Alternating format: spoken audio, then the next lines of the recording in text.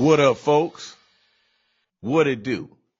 Welcome to another episode of the Best Advice Ever podcast. Yes, with your boy, Mike Goodwin, the bowtie comedian, sans the bowtie. And if you have been a long time listener, or if this is your first time listening, I start every episode with the segment called On the Road Again. Because I'm a comedian, I'm typically on the road each week. Well, I wasn't on the road this week in terms of performing, but I was on the road this week. It was in Atlanta, Georgia. And as I've mentioned before, I'm a part of a business mastermind, and we have our quarterly get-togethers. The way that this mastermind is set up, we have two conferences. There's a conference that's in January and there's one in June. Then every 3 months, there's a get-together, a quarterly mastermind get-together, where at the conference is really big and there are a lot of people, speakers, activities. In the quarterly getaways, not so big, much smaller, and you're able to connect with other mastermind members. At the conference, everyone's there, but just at the mastermind retreats are just the folks that are in the mastermind. And the way it's set up, it's like over a 3-day period. Everyone's there for one day.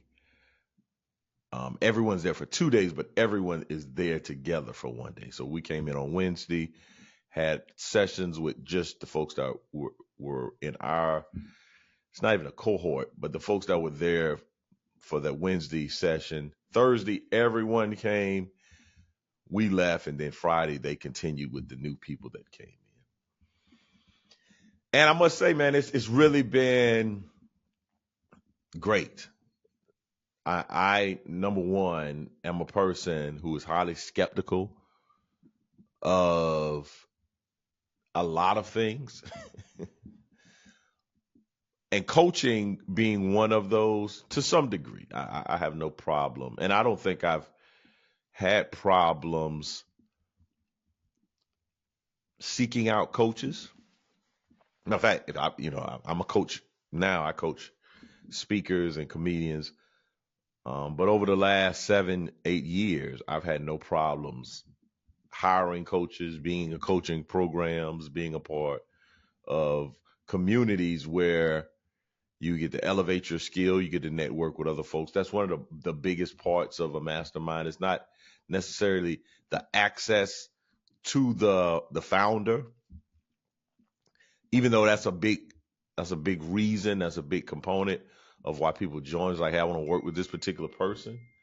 But then you also have the collective intellect that's in the room, and you benefit so much from that. And in this particular mastermind, there's some pretty incredible individuals that are in the room. Now, I started out on the wrong foot, because when I got to the hotel, I realized that I had left my book bag at home. Now,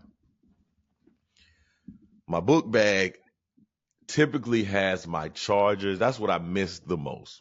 I had my chargers, my laptop, my iPad, my headphones, my books, notebooks, things I wanted to kind of review while I was away. We're away for 2 days. So it felt very immediate. It felt like, oh my goodness, how am I make 2 days without my bag, without my book bag? But I made it. And I doubt that I'll ever leave my book bag at home again. I've had 2024, I've been making some errors. But I left my book bag. That's the way I started. But it was very good, very great insights. Matter of fact, and I'm going to talk about this a lot, but I'm initiating, starting tomorrow, Operation 5%. Operation plain sight. What this means is I'm going to increase my visibility on LinkedIn. LinkedIn is an interesting platform because I desire to do corporate work. I desire to work with organizations. I desire to do keynote and trainings. I desire to work with speakers and executives and leaders and helping them be better communicators, be more confident on stage, be more engaging on stage, be more humorous. Well, LinkedIn is the perfect place to find my target audience and to establish expertise and competence. So that's that. I learned that was something that I learned, or that was something that, because I've always been in my back of my mind, like, bro, I need to step it up over there at LinkedIn. But I don't know how y'all feel about LinkedIn, but it just feels a little awkward to me. But hey man, I'm going all in on LinkedIn. So let's evaluate this 6 months from now, a year from now. How much traction will I garner from really increasing my content on LinkedIn? As a matter of fact, I read a post, copied it. That's why I call it Operation 5%. LinkedIn needs content, but someone had posted that out of the 1 million subscribers or users, and I may be more than that, only 5% of the subscribers or folks that are on LinkedIn post weekly. I was like, oh, it's about to go down. So watch me while I work. This is you can watch me as I execute, because this is what I will be doing. I'm going to make LinkedIn, my friend. We got a lot of business clarity. Also being on the road, we went to the Carolina Cup, which is in my hometown of Camden, South Carolina, which I have not gone to regularly. I've probably been to the Cup 3 times in my life. This past weekend being the third. And the Cup is it's like a Kentucky Derby. I don't know, I've not been to the Kentucky Derby, but I think it would be similar. It's a smaller version. But I would like to submit this question to the listening audience. Have you ever bombed in your relationship? Because that's what I did at the Cup. I bombed, and oftentimes in social settings when my wife and I go together, and there's multiple places for someone to be. So an example of this is homecoming, or any, like, the mastermind isn't, I don't bomb at the mastermind because if we're out somewhere socially, everybody's in the same place. Like we did karaoke at the mastermind. This was the first time I think I did karaoke. I might have done it before, but I was open, and I did Slick Rick bedtime story, but my mic went out. But in instances like that, where there's a wedding, mastermind scenario, we're contained in one place. But like the Cup, I can disappear. And what I typically do, this is why I bomb a lot in my relationship in those instances. I try to maintain, like, my wife and our, like, hanging out, and then me going and fellowshipping with people that oftentimes they're folks that it would be awkward for my wife to kind of just be standing there while me and a friend of mine talk about catching up over the last 15 minutes. Last 15 years, but it probably takes 15 minutes. So I'm of the opinion, let me go run my errands. Let me go and knock out these conversations. Then I'll be back. But where I fail and where I bomb is I take way too long. I'm never accurate about how much time it would take.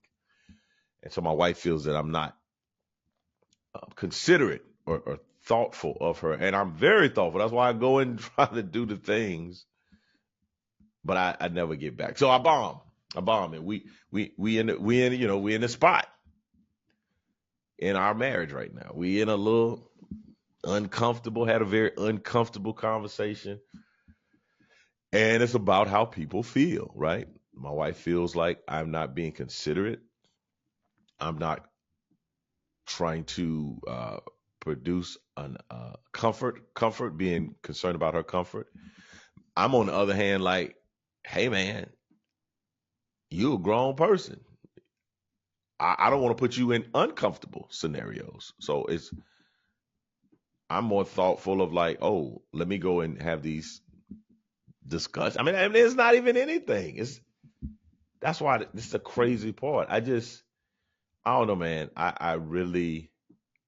I'm social to the 10th power.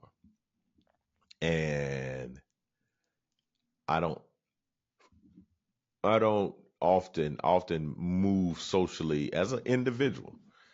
Because I don't think my wife is on the level of social, or just from our times in the times past, she'll be social and then it'll be like, okay, I'm ready when you're ready. And I'm like, yeah, I'm not ready.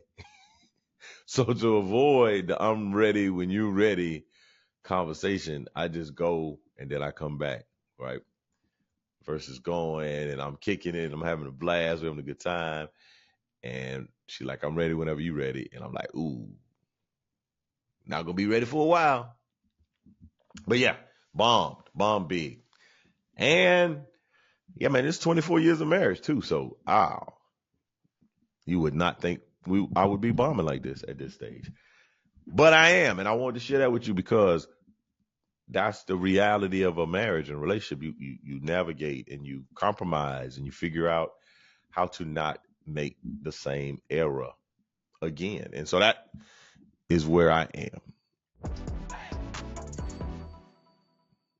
And that is what happened on the road. Now, for the part of the podcast that you've tuned in for, that's been this is the crux of what I do here. I offer the best advice from my experience, from my time here on planet Earth, from what I see. And I see a lot, experience a lot. And today it was a conversation that I had with a family member, and we had a number of conversations that were pretty spirited, very spirited conversations where I'm just like, hey man, what are you talking about? But today's best advice ever is simply feed your faith, not your fear. And I'll say it again. Feed your faith and not your fear. And it's hard. It's very difficult. Some of us have the inclination to worry. I don't have that inclination. I don't have the worry inclination. I have the critical inclination. And I see people that have the worry inclination. People that, oh, what time is something happen? What did you find out? Did you hear back? Did you get an email? Did someone call? Like, they're anxious. They're worriers. They don't feel secure and safe. So they're concerned about their safety. I don't have those concerns. I'm not, very seldom do I feel unsafe. And I do. I can think of moments, but I move in this earth pretty unaware of my privilege. That's a great example. I have a friend of mine who does stand-up comedy. She's female, a young lady, a woman that does stand up, and she talks about how she doesn't feel comfortable, safe when she does these open mics at night. Me, being a big black dude, never thought of it. Never thought that someone could accost me on my way to the car at 11 o'clock at night, or some comic can corner me and make some unwanted advances. That's just not how I'm wired. So I don't camp out in fear. I camp out in criticality, if that's a word. I camp out in critique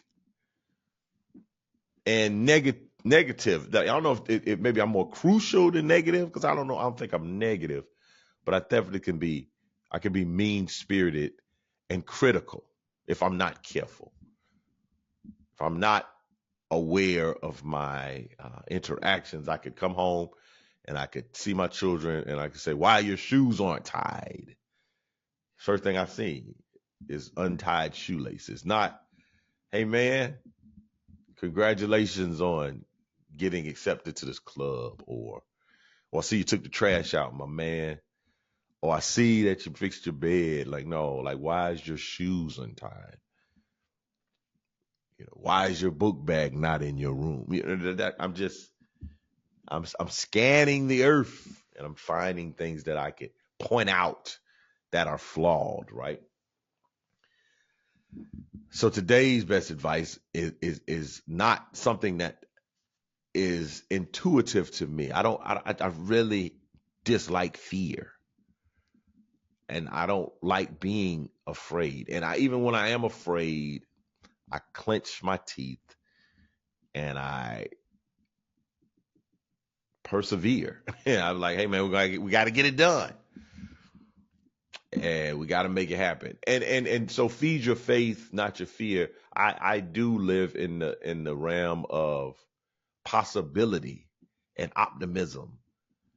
I believe that it can happen. I believe that I can make it bigger, faster, stronger. I believe that I could, again, with LinkedIn, I believe that I can increase my profile out here in these social media streets. Now, it might not be through the typical Facebook and Instagram, TikTok, but let me get popping over here on LinkedIn and let my message ring out so that people are aware and like, oh, yeah. Because most folks, if they have a Facebook and Instagram, they got LinkedIn. They're just not over there kicking it, right? They're over there conducting business. And so I would encourage you to feed your faith. Now, and again, that's a simple request, but some of the tangible things that you can do is have affirmations that you not only read, but you live them out. There's a level of like, oh, I'm gonna read this affirmation. No, but I'm gonna live this affirmation, and I say it more than just in the morning when I get up. Like, I constantly remind myself of who I am when I'm feeling a little uneasy or uncertain about who I am. That's what I do. I do that a lot. I tell myself, man, I'm the head and not the tail. I'm above only and never beneath, right? I speak life into my scenarios when I'm feeling uneasy, when I'm getting afraid. I say, no weapon formed against me should probably, like, it's in my DNA, like so to some degree, it's second nature to me to lean on my faith as opposed to, oh, this might not work out. This might not go my way. This might not be my, something's going to happen. I call it the oil change scenario, right? You go get your car, you hear knocking in your car, or your lights come on, and I got to go take it to get serviced, right? And you've created a scenario. It's going to cost $1 million, right? They're going to replace the carbonator and the alternator and the transmission and the timing belt and the brake pad, everything. It's going to be 3 years of university tuition. That's how much it's going to cost. Then the person comes out, the guy comes out with his little clipboard, Mr. Goodwin, like, can I speak? Yeah. They did it, this, that, and this, and that, and this. It'll be $450. Ah, I have $450. What are y'all talking about? Yeah, it'll be $800. $800.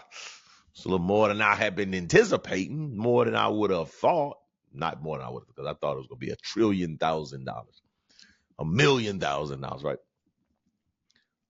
But it's never as bad as you think it is. And maybe sometimes it is as bad as you think it is. But it's finite. It's finite.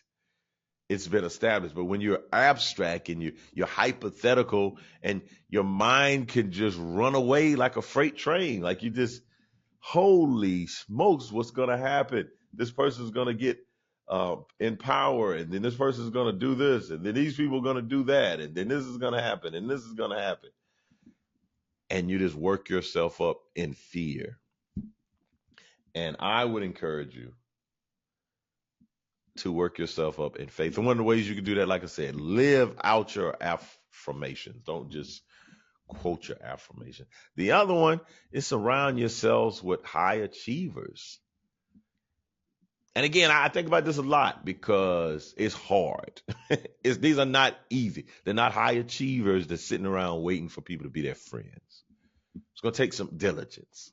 It's going to take some effort. It's going to take some resilience. And maybe they won't be your call on the phone friend. Maybe this is a friend that you listen to their podcast every week. And this is a friend that you read their books and you go and find interviews in which they were on. And you just hear their perspective on things. You gotta challenge the information that you have. Oftentimes, the people that often live in fear, it's entrenched. And you got to dismantle that stinking thinking. That's what, one of my pastors would call it, stinking thinking, right? Renewal of your mind, like a daily, deliberate, consistent. And it doesn't even have to feel laborious or tedious. It's just like, oh, I'm going to revisit this stuff when I get up. I'm going to revisit it at lunch. I'm going to revisit it before I go to bed. Like I'm going to make it second nature. I'm going to find ways to constantly hear it. Like, so if I'm taking a walk, I do a 30-minute walk. Let me play this. Let me play me saying the affirmations. Let me record the affirmations on my phone. And for 30 minutes, I'm going to listen to myself read these affirmations so I can get it down in my DNA. I can get it down on the inside. It can go beyond my head and live in my heart, right?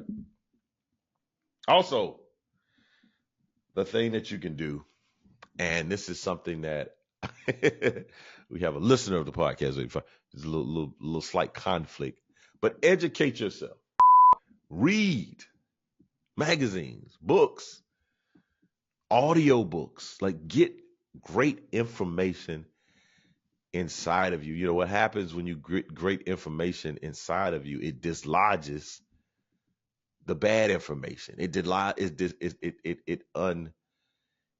It unearths some of the stinking thinking, some of the poor mindsets, some of the fixed mindset that you have in it illuminates growth opportunities. So yeah, man, I don't just listen to the music in the car. Don't just hum away your world. Like get in there and do some brain surgery. Get on the New York Times bestsellers list and just, man, if you're in the car, listen to an audio book, listen to a podcast, listen to an interview, listen to TED Talks, listen to sermons, listen to information that will cause you to replace erroneous thinking. Build up your faith. Build up your faith so much so that there's not room for fear, right? And fear's gonna be there. It's not like fear's like dust. Like you could say yesterday, man, I dusted this. I don't know if y'all one of my people of my era. We had to dust the house, man. We had to get pledge and we had to get a rag and we had to dust. And you would dust. You would move the TV and you would move books, pictures, and you would dust. You would show enough Dutch. Like we even had like a glove. You could put your hand inside of like this catcher's mitt for dust, right? And you come back an hour later, dust like, what up though? I like that lemon tasted lime. I like that lemon pledge. It's so tasty.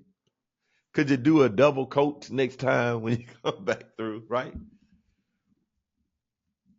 You have to do it every day. You have to do it every day. Daily renewal. Renew your mind daily. Forget daily. Sometimes it might even be hourly. You might have to hourly renew your mind on some things. There's some things that I need to renew my mind on a regular basis. I need to renew my mind on this social situation with me and my wife, right? We got to get some new thoughts in there because the thoughts I have, they're not working. They've not worked. It is not producing the outcome that I want. That's the question, boy. What do you want? Do you want to just be in fear and looking across over your shoulders? Gloom and doom, the apocalypse is coming? Or do you want to be able to lay down at night with a smooth, easy conscience? And so here's the other part, and I will transition on. You got to envision it. You got to see it. So the same way that people see fearful things happening. I was talking to this kind of based because I gave this advice to someone this weekend, but they could see things that were potentially going to happen. This hadn't happened. There's no record of, but she knew, she could see it. And I'm like, man, could you envision that for yourself? Can you envision where you're going to be in 6 months? Like, what's your ideal weight? What would you will accomplish? What would you have done 6 months from now versus this hypothetical bigger man that's out there? So I encourage you to feed your faith. Starve your fear, man. Don't give your fear nothing.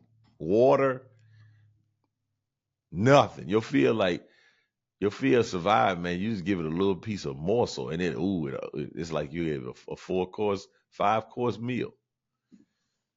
Starve your doubts. Starve your fears. Starve your misconceptions, and feed your vision of the way you want your life to be. Man, feed that. And hopefully, if you feed it enough, one day you will live and walk in it. All right. That's been the best advice ever. Transitioning now to the mind of Mike. The mind of Mike. I see things and hear things, and it kind of catches me off guard. Social media is a place that's very interesting. I saw that there was an event happening this weekend, and people all in the comments, it's gonna be a movie. You know, when people tell you it's gonna be a movie, they don't say it's gonna be a horror flick.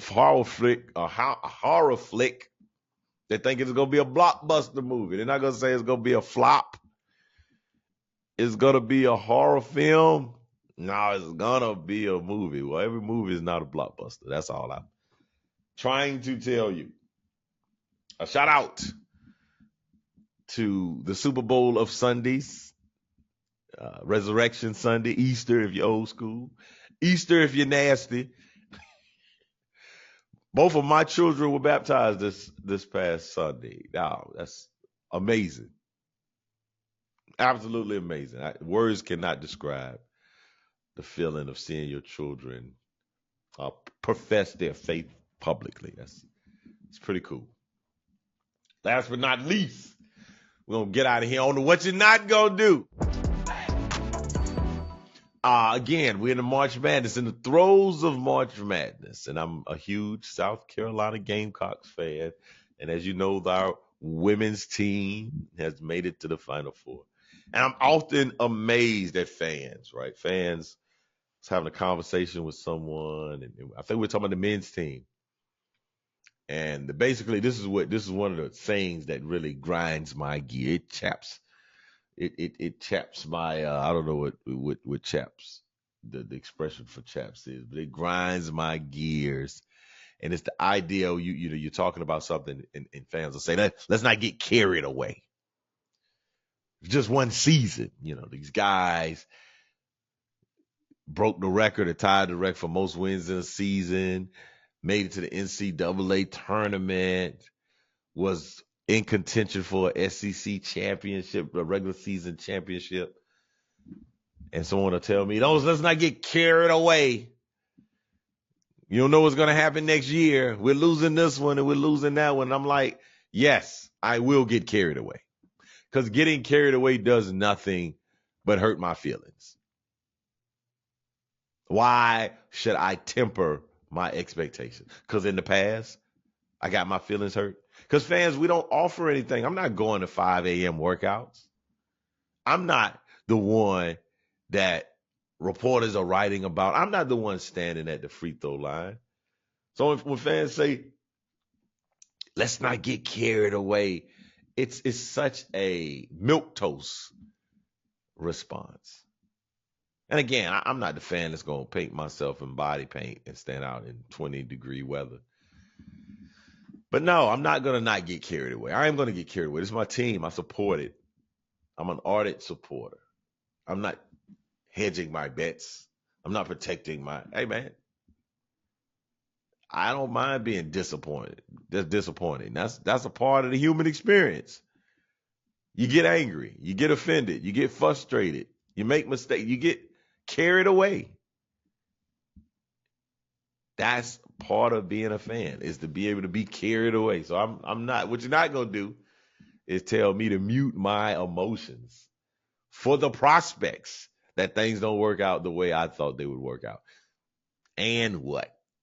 There's a million things that hadn't worked out the way I thought they were going to work out. And we still had a good time. And it still has been a good ride. And the journey's been outstanding. Speaking of that, the tour, let me, what you're not going to do is not give you an update of the tour. Like, people are asking oftentimes, people ask you, how's the tour going? I feel like that's the same as if somebody's asking you, how you doing? Oh man, I just lost my father a few months ago, and it's really weighing on me. They're not trying to hear that. They want the quick. Oh, it's great. Super good. Oh, having a blast. How's the tour? Oh man, it's outstanding, baby.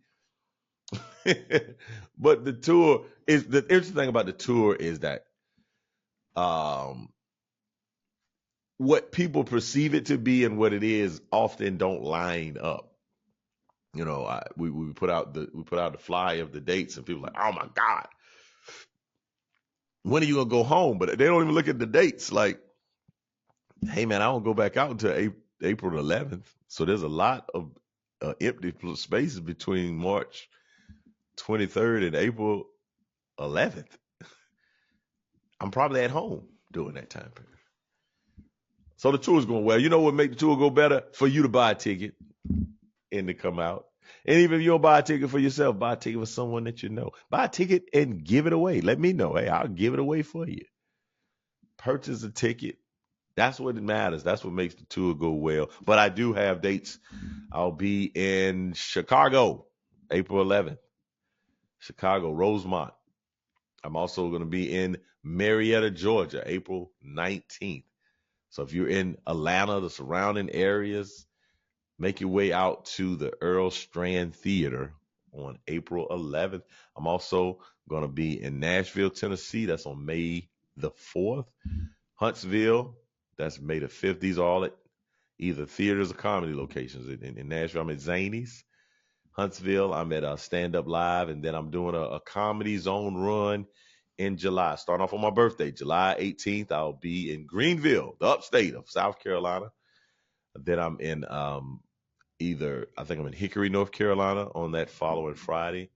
I'm in Greensboro that Saturday, and I'm in Charlotte on Sunday, July the 21st. So if you are anywhere near some of these locations, I would love to see your face in the place. Well, thank y'all again for tuning in to the Best Advice Ever podcast. Y'all like, subscribe, share, all the things. Even if you're on LinkedIn, go over there and find me, because I'm gonna be getting it popping.